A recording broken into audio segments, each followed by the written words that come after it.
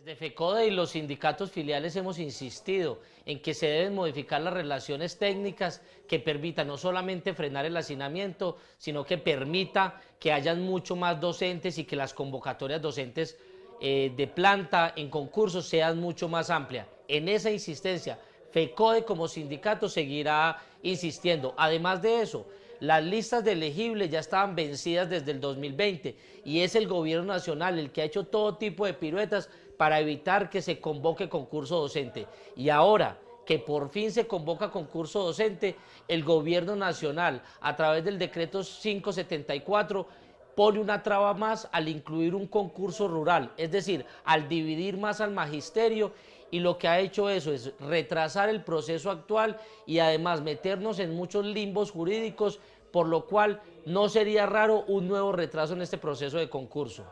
En el marco de lo anterior, finalmente y después de muchos retrasos, por fin hay un cronograma para inicialmente venta de derechos de participación e inscripción.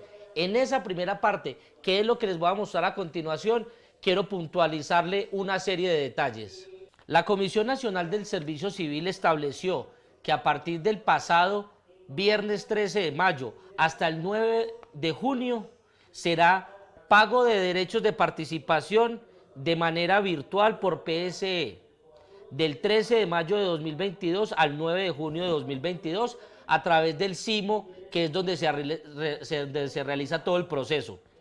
Si usted va a pagar los derechos de participación en el Banco Itaú o en los corresponsales bancarios, en este caso los puntos Baloto, la fecha máxima es el 7 de junio. ¿Y cuál es la razón de eso? Que el pago de esta manera se demora 2 días en cargar, por eso es un plazo diferente. Y las inscripciones vía web en la plataforma es del 13 de mayo hasta el 9 de junio. Y recuerde adicionalmente que no basta pagar para quedar inscrito, debe formalizarlo a través del CIMO. Frente al tema del manual de funciones, claramente el gobierno nacional al expedir la resolución 3842 violó los acuerdos con FECODE porque la expidió de manera unilateral y metió en un lío a gran parte del magisterio, porque además sacó muchas profesiones que ya estaban y lo demás, y además incluyó otros aspectos dentro de las funciones de los docentes, con lo cual FECODE por supuesto no está de acuerdo. Pero ese manual de funciones actual tiene 2 partes que son muy importantes para el magisterio y que además sirven como elemento de estudio y para definir cuál es el requisito mínimo a la hora de una plaza a la cual usted se vaya a presentar. Sobre eso voy a explicar unos aspectos. Por ejemplo, es clave en el manual de funciones para que los docentes conozcan cuáles son sus funciones docentes.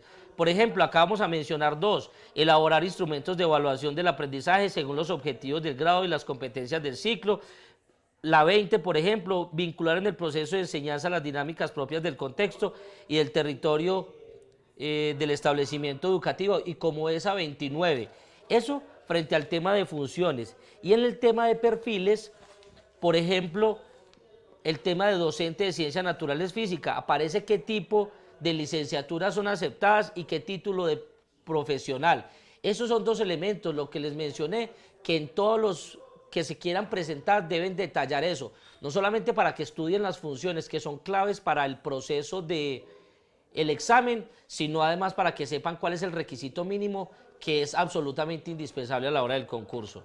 El anexo de las condiciones específicas es claro, porque ahí están todas las reglas menudas de juego. Por ejemplo, ¿qué pasa si hay tiempos simultáneos de trabajo? ¿Qué pasa si la jornada laboral es inferior a 8 horas? ¿Cómo es el tema del proceso de la inscripción? Todo el tema detallado está en el tema de las especificaciones técnicas del anexo. Toda esta información la vamos a colgar, por supuesto, en la página web de Educal a partir de quizás miércoles o jueves de esta semana, para que el magisterio tenga toda esa información a la mano.